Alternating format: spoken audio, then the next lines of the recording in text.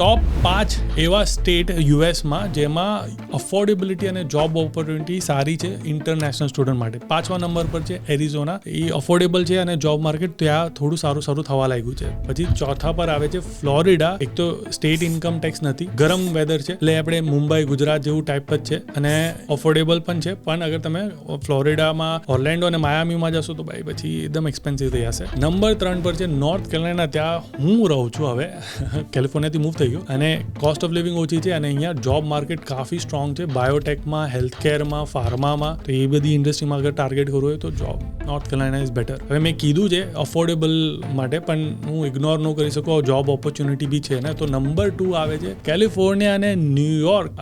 Obviously મેં કીધું જે રીતે કે ભાઈ આમાં અફોર્ડેબિલિટી તો નથી, પણ જોબ ઓપોર્ચ્યુનિટી, નેટવર્કિંગ, બિઝનેસ કરવું હોય, સિલિકોન વેલી બધું હવે બે એરિયા યા તો ન્યુયોર્ક જ છે. એ બે, એના સિવાય તમને બેસ્ટ ઓપોર્ચ્યુનિટી ક્યાંય મળવાની નથી. અને એના પછી જે નંબર 1 પર છે એ ટેક્સાસ છે. ત્યાં બહુ બધા ઇન્ટરનેશનલ સ્ટુડન્ટ જાય છે. એમાં પણ નો સ્ટેટ ઇન્કમ ટેક્સ. જોબ ઓપોર્ચ્યુનિટીમાં પણ છે, એટલે હ્યુસ્ટનમાં, ડેલસમાં, આર્લિંગ્ટનમાં, ઓસ્ટિનમાં. બટ હું પર્સનલી ટેક્સાસ ના જાઉં, કેમ કે ગરમી બહુ છે અને ફ્લેટ છે. મને મજા ન આવી, પણ ત્યાં કાફી લોકો જાય છે અને આપણા ગુજરાતીઓ બી કાફી છે ત્યાં. પણ મને તો નોર્થ કેરોલાઇના હમણાં ફલાલ ગમે છે, જર્સી ગમે છે, કેલિફોર્નિયા ગમે છે. તમે ક્યાંય બી જાઓ ફરક નથી પડતો. મેં હમણાં જ મારો study in USA program launch કર્યો છે. અગર તમને લિંક જોઈએ છે તો કોમેન્ટ કરો યુએસએ અને તમને લિંક મળી જશે તમારા ડીએમમાં. અને હમણાં 70% ઓફ ચાલી રહ્યું છે, તો ભાઈ જલ્દી કોમેન્ટ કરો એટલે તમને મળી જાય.